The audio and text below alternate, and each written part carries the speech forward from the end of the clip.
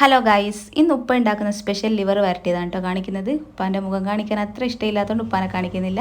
ഇത് ചിക്കൻ്റെ ലിവറാണ് കേട്ടോ. കുറച്ച് വെള്ളം ഒഴിച്ച് ഉപ്പും മഞ്ഞപ്പൊടിയും ഇട്ട് ഒരു 3 വിസിൽ വരുത്തിക്കുക. ഇനി ഒരു പാത്രം അടുപ്പത്ത് വെച്ച് ഒരു ഉരുളക്കിഴങ്ങ് കനം കുറച്ച് അരിഞ്ഞെടുത്തത് പൊരിച്ചെടുക്കുന്നുണ്ട്.